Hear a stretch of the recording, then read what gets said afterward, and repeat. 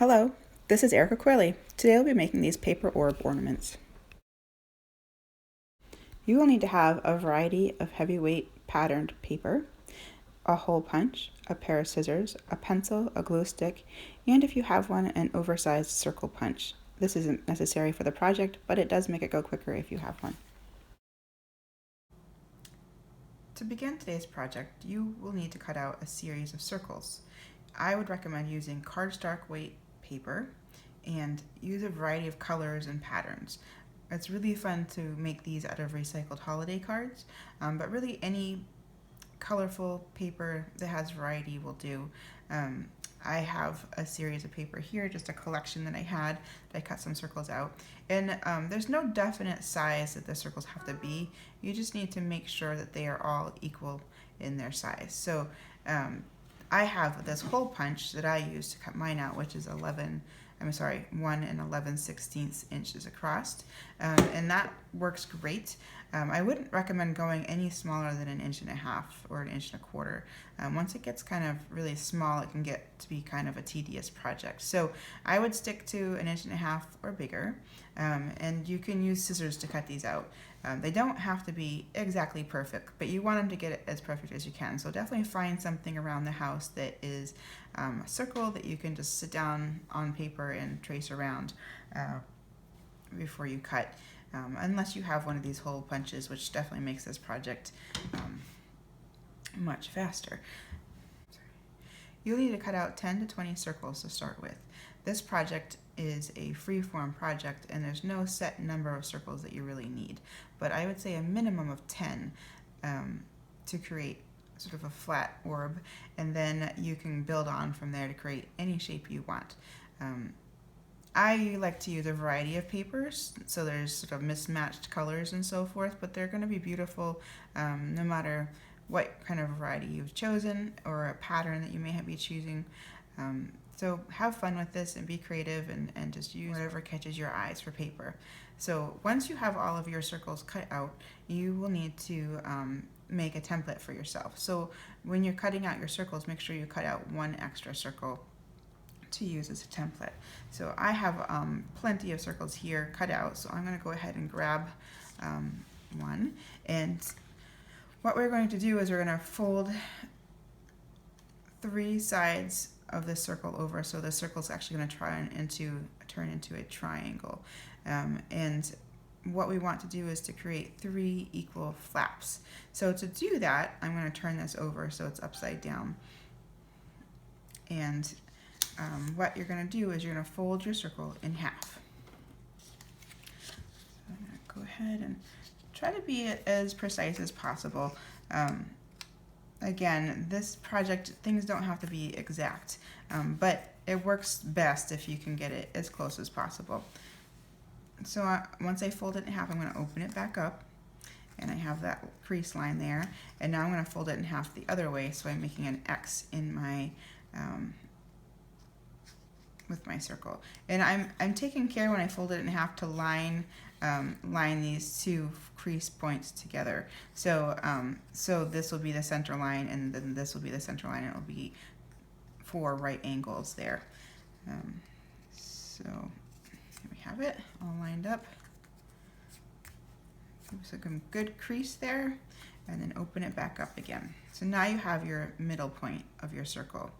And then what I'm going to do is I'm going to start with just one of the edges, and I'm going to fold over this edge, and I'm going to try to meet the high point of this flap on the middle point of my folds where that X crosses each other. So I'm going to fold that down, that crease, really well, and I'm going to turn it, and then I'm going to fold my second flap, and this time I'm going to try to make this into a point and fold this so that this also meets that middle point, that crossing point in my circle. And you'll see that they do overlap each other, and that's okay.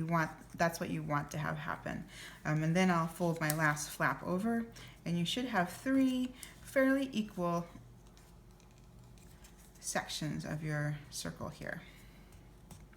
Now you can use this as your template. So if you open it up here, you can see that you have a triangle. So I'm going to go ahead and grab my scissors and I'm going to cut these flaps off. And that way I can use this as a little template for where to fold all of my circles that I have that I'm going to use for my globe. There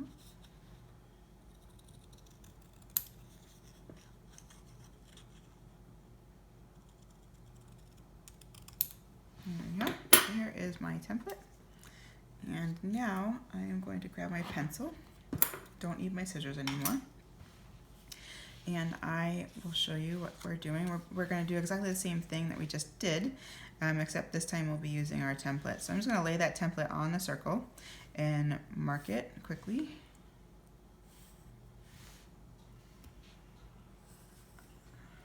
Have it. And I'm just going to fold along those lines. I actually find it easier to fold so I can see the line. It really doesn't matter which direction you fold these flaps over, and you just want to make sure that you have a nice, good, clean fold.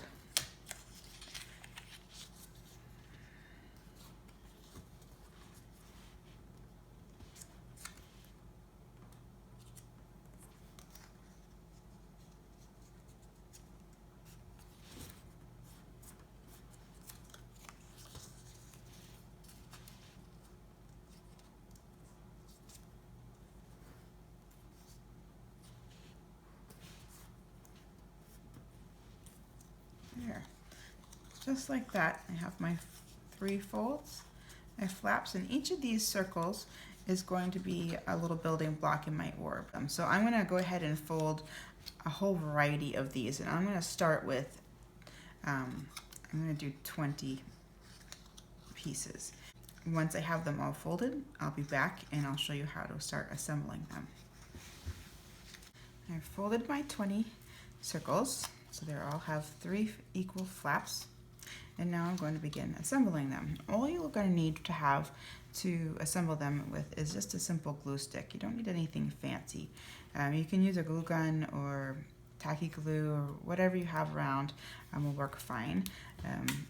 So I'm just going to open this up, and I'm going to start with just grabbing a random circle. I am not going to make a pattern with mine. I kind of like the idea of having them random, but you certainly can do patterns. It's a little bit tricky, so I would recommend going with the flow and kind of making your first one random, and then after that, once you get a kind of the hang of it, see if you can figure out a pattern. But I'm going to apply the glue to one of these flaps for my first circle. So go ahead and bring it pretty much right to that fold line, and then out right along the edge too. And then I'm going to go ahead and grab another circle, and I'm going to meet the points up on either side. Try to line up the best I can, and then go ahead and push those 2 pieces together to get a nice seal there. And here we have our first piece. I'm going to grab my next one, and I'm going to go ahead and apply glue on this piece. So you're just going to kind of glue them together one edge at a time until you come around. I'm going to go ahead and glue, I'm going to shoot for 5 circles across the top of mine. And the fun thing about this project is that you can experiment and make them with any number of circles that you can figure out a way to close them up. These orbs don't have to be perfectly circle. I could make them with 3 if I wanted to, and do 3 on top and 3 on bottom. I could probably do 4 on top, 4 on bottom. Any combination will work, and that's what makes these so fun, because you end up with a whole variety of shapes and sizes, and just lots of fun. So go ahead and grab some glue, put it on my next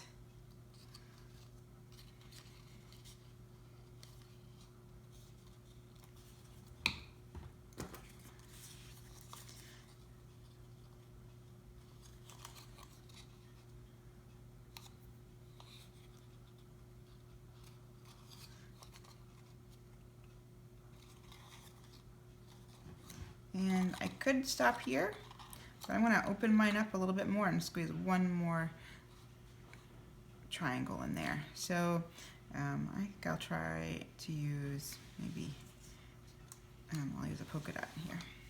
So I know that I want to end this here, so I'm going to go ahead and put glue on both sides of this opening that I have here, and then I'll be able to glue both tabs at the same time.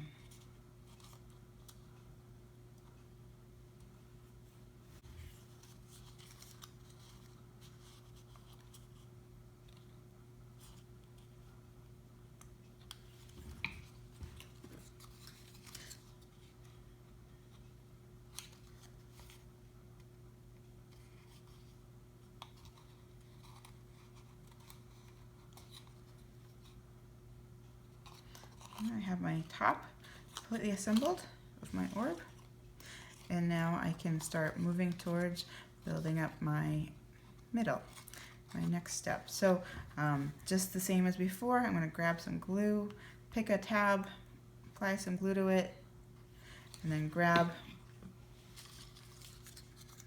a circle, line it up and stick it on there. I'm going to go ahead and go around and glue a tab onto every, glue a circle onto every one of these tabs. And like I said, I'm not really picking a pattern, but I am going to go ahead and sort of pick and choose where I stick the different pieces so that I don't have them lined up with the same ones touching each other, just to kind of help the variety look that I'm going for.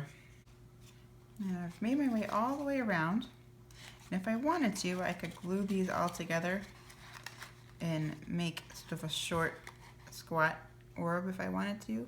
I think I'm going to go ahead and glue in some pieces like this and make my orb more of a true orb, more of a round shape. So I'm going to go in here, and for this one I'm going to glue both sides each time and then attach those triangles in. Oh, my orb is starting to take shape. Pretty fun. Now I'm going to go ahead and glue my last 5 pieces in on my last 5 tabs and seal up my orb.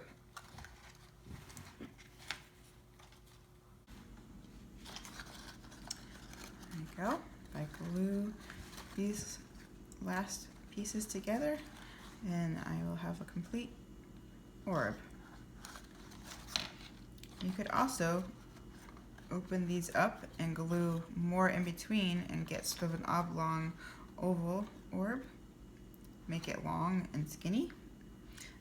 Lots of options here. Lots of fun just to experiment and see what you end up with. My daughter likes to make the smallest one she can and then the biggest one she can. Just play around with what you can do. And the last one's a little bit tricky. I'm actually going to pull the circle out and glue the sides of the circle, just because it's going to be a little bit easier to get that glue on there. Okay. Push it in and just pinch them together. There we have it. Paper orb. So the next step is, well, actually you can leave it like this, just have a little orb, or you can string it up to use as an ornament. I have an example here to show you. Here is one that I made that I used just 10 circles with, and with this I actually strung a string all the way through the center up, and it made a loop, so it went up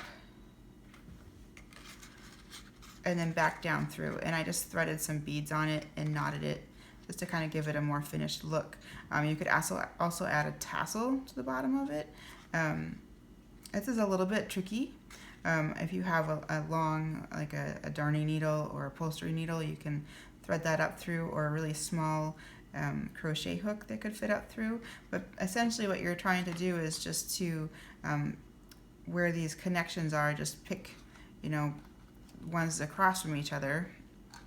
It would be a top and a bottom, and you would be just sort of threading that string right through where all these pieces intersect. There can be a little gap there.